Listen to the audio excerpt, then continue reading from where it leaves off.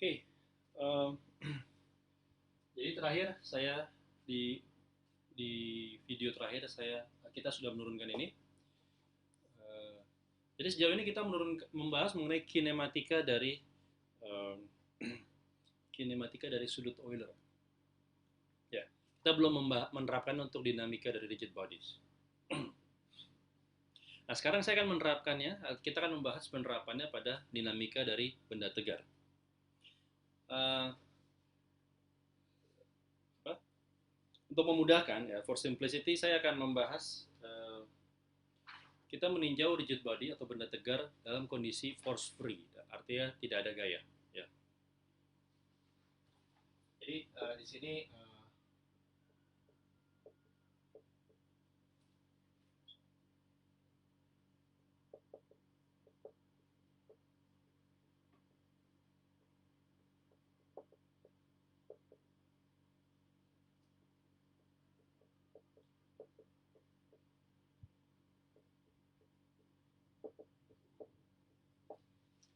jadi tinjau kondisi suatu benda tegar yang bergerak atau berotasi dalam kondisi force free, tidak ada gaya.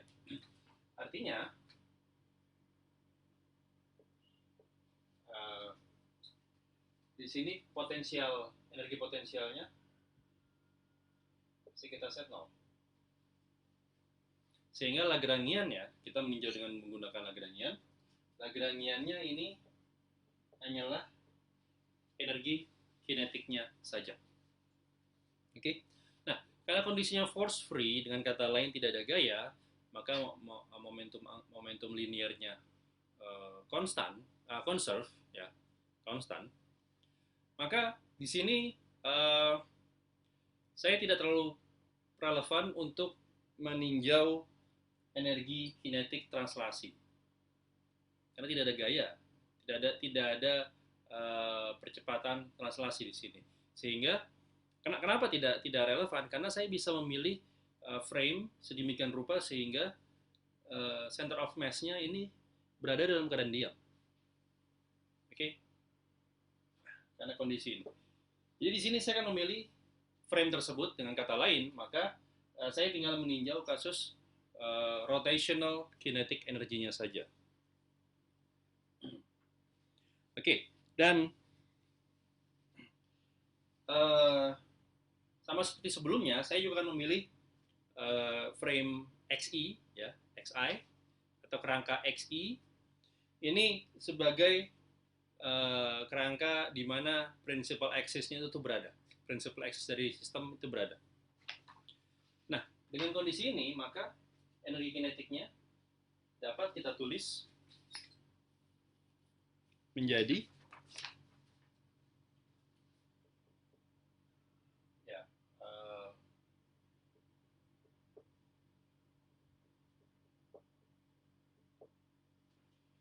karena saya memilih principal axis of inertia, maka tensor inersianya bisa tereduksi menjadi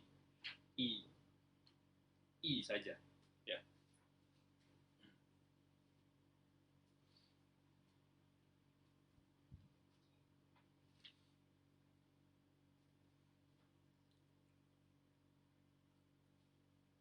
Oke.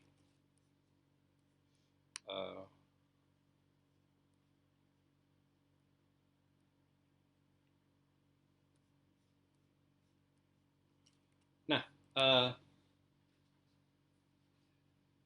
ini Lagrangiannya, hanya energi kinetik saja.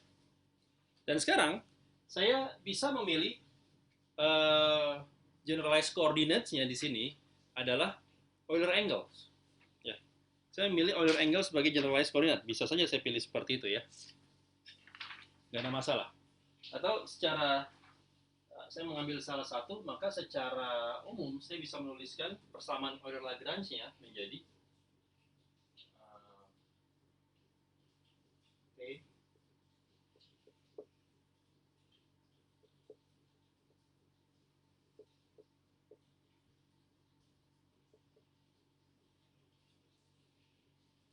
Oke. Nah, Ini kan sebenarnya adalah L, tapi karena L adalah sama dengan T saja, maka saya langsung masukkan energi kinetik di situ.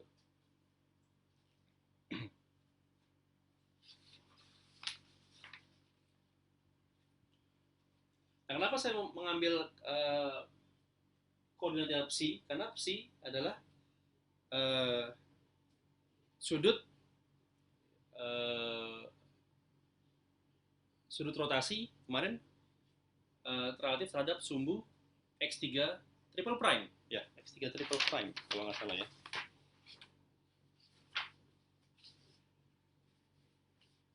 Ya. Dan X3 triple prime itu berhimpit dengan sumbu rotasi frame X3. Dan X3 XI itu adalah body frame atau kerangka yang kita ambil sebagai kerangka bagi benda tegar itu. Jadi di sini saya menyatakannya dalam psi, ya. Karena psi adalah sudut rotasi di kerangka body frame, ya. Kerangka si benda tegarnya. Nah, ini kalau saya uraikan, tadi T-nya ada seperti ini, ya kan? Berarti kalau saya masukkan ke sini,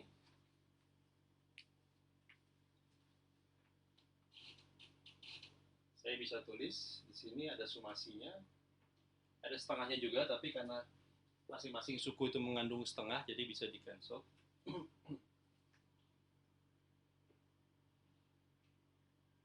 Jadi langsung aja nah ini ketika saya turunkan terhadap psi, nah, turunan terhadap psi akan bekerja pada omega i. Demikian pula psi dot. Ya. Maka di sini dengan aturan rantai saya bisa tulis sebagai berikut, ya.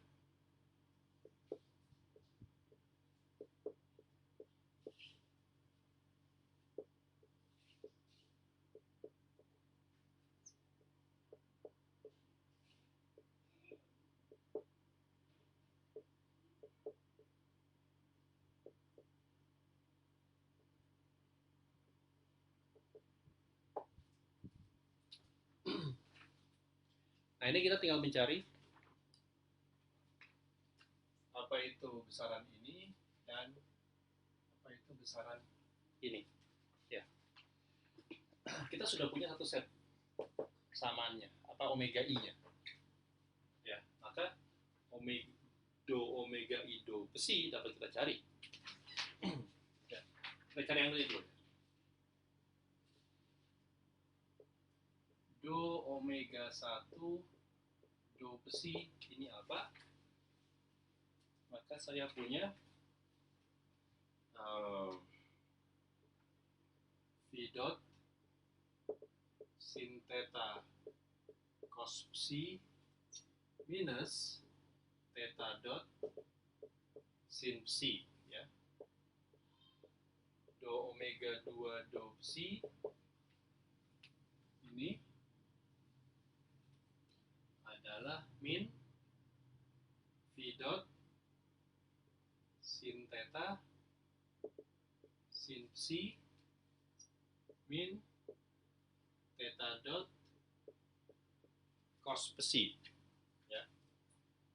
Dan terakhir do omega 3 do psi, Anda lihat ini sama dengan 0 karena tidak mengandung psi secara eksplisit.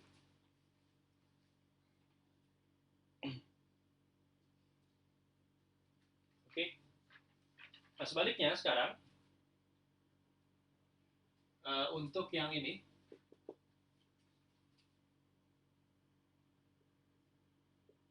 do omega 1 do psi dot. Anda lihat di sini tidak mengandung psi dot, ya. Dan omega 2 juga tidak mengandung psi dot. Jadi langsungnya saya tulis bahwa ini dua-duanya hasilnya sama, yaitu 0. Berarti sekarang tinggal do omega 3 do psi dot. Ini hasilnya adalah 1.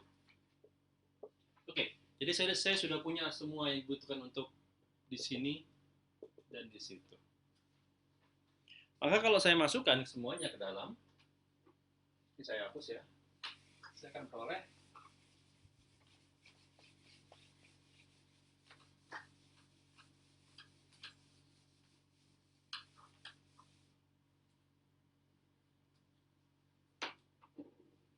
saya akan peroleh.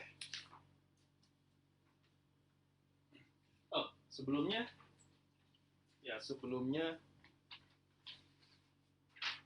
ini seperti apa?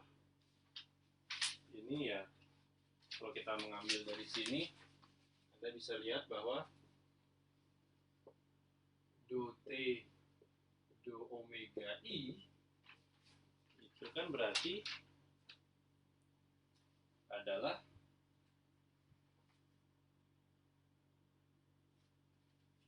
turunkan ini ya. Kita turunkan.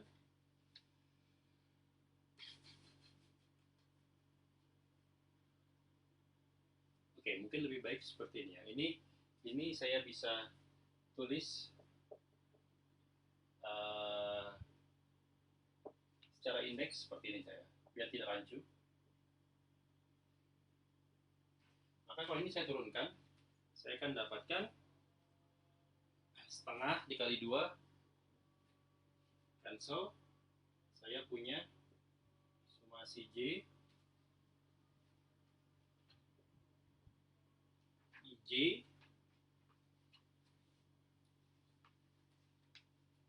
ini ada omega J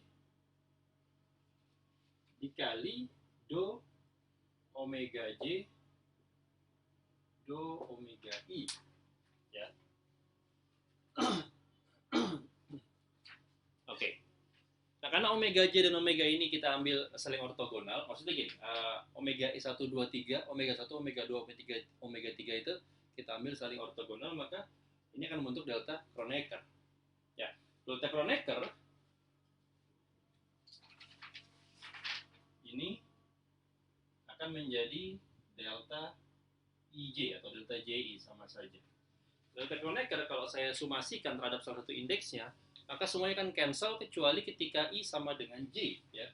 Dengan kata lain maka ini menjadi II omega I saja.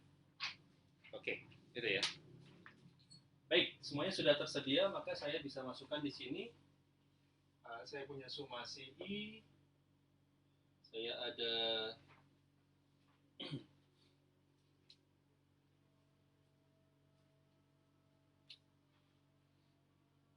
Oke, mungkin satu-satu dulu kali ya. Satu-satu dulu. Maksudnya suku pertama dulu. Saya akan masukkan suku pertama dulu ini. Jadi suku pertama kan seperti ini ya. Do T, do omega I, do omega I, do psi. Nah, ini apa? Langsung aja saya tulis.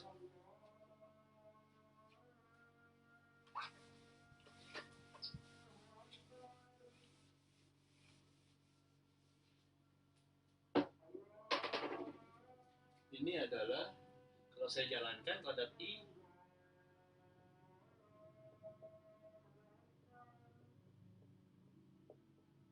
plus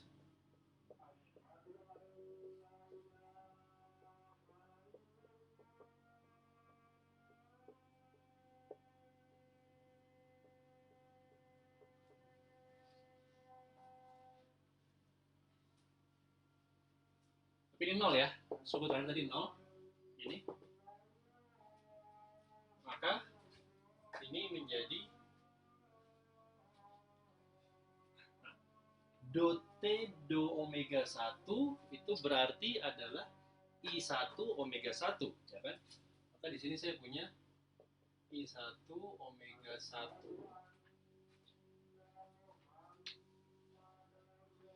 dikali dengan saya perlu memperjelas dulu di sini. Nah, do omega 1 do psi ini kan ini ya. Nah, Anda lihat kalau Anda perhatikan bentuk ini itu sama dengan omega 2. Anda bisa cek. Ya. Ya sama. Demikian pula yang do omega 2 do psi ini sama dengan minus omega 1. Jadi Anda bisa cek sendiri ya. Oke, jadi di sini saya punya I1 omega 1 omega 2 ditambah I2 omega 2 minus omega 1. Jadi di sini ada minus I2 omega 2 omega 1.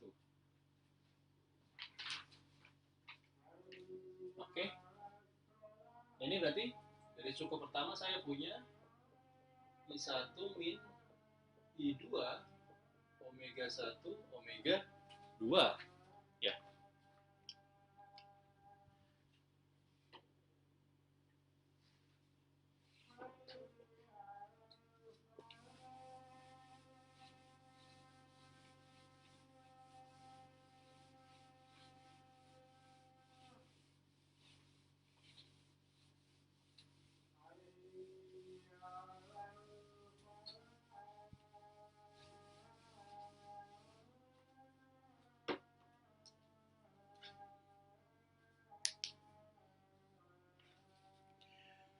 Oke, sekarang yang kedua.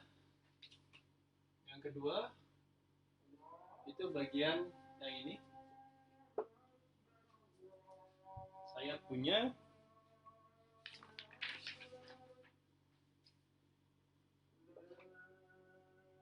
D per dt dari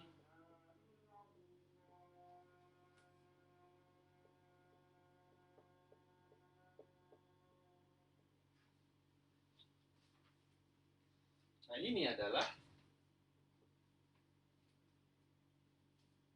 jadi kalau saya jalankan I-nya berarti saya punya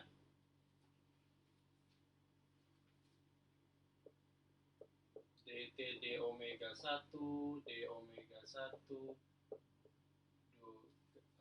psi dot gitu kan.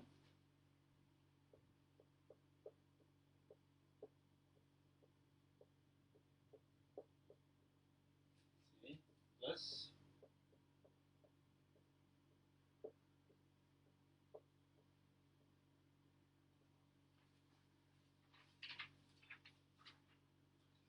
tapi kita tahu bahwa ini 0,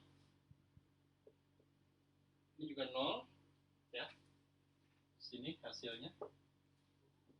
Sehingga tinggal suku terakhir. Suku terakhir D omega 3 D psi dot adalah 1. Maka ini menjadi sama dengan D per dt dari do T do omega 3 ya sama dengan I3 omega 3 saja. Oke, kalau diturunkan terhadap T maka ini menjadi I3 omega 3 dot. Ya. Maka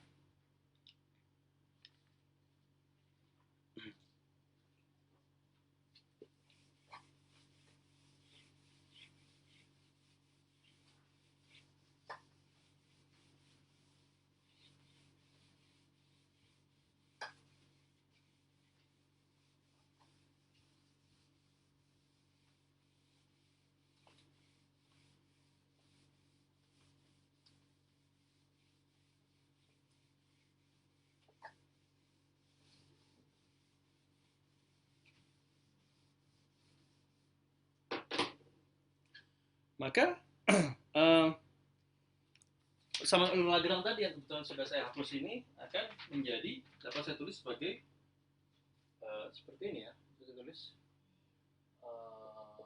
I1 min I2 omega 1 omega 2 dikurang I3 omega 3 dot ini sama dengan 0. Ya.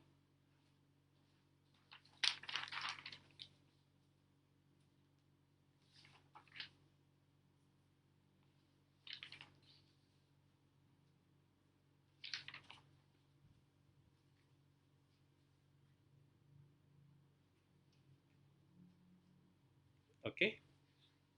Inilah persamaan Lagrange-nya.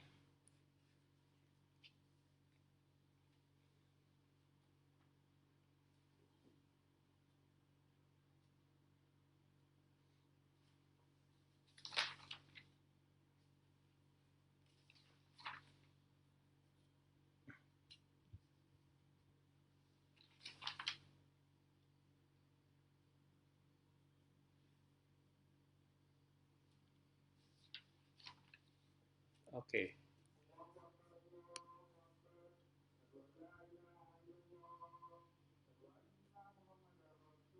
Nah, kalau Anda perhatikan tadi saya menurunkan ini dari asumsi uh, bahwa principal axis-nya itu saya mengambil X3, ya kan? Dan sudut theta adalah sudut terhadap X3. Tapi sebenarnya X3, X1, X2 ini kan tidak sakral ya. Anda bisa pemilihan principal axis itu kan arbitrary. Ya. Anda bisa memilih X1, bisa memilih X2 ya. Jadi dengan kata lain, maka uh, kalau misalnya saya tidak memilih X3 sebagai principal axis-nya, maka saya bisa modifikasi persamaan ini ya. Modifikasi demikian pula kalau saya mengambil X2 dan seterusnya. Jadi ini bisa langsung Anda tunjukkan bahwa kalau saya permutasikan ya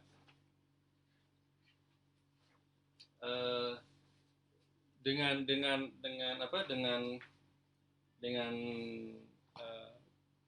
penalaran seperti itu, maka saya bisa turunkan juga persamaan modifikasi kalau principal axis-nya tidak saya ambil secara X3 ya.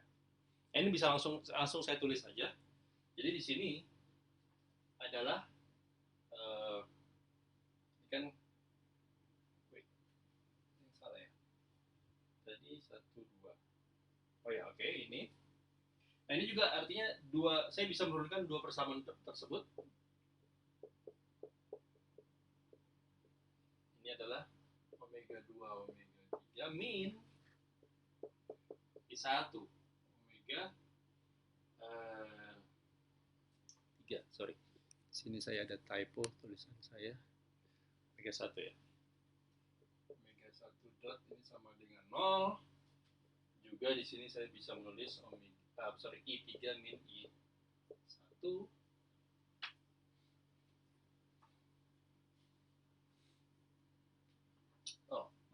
typo lagi I2 min I3.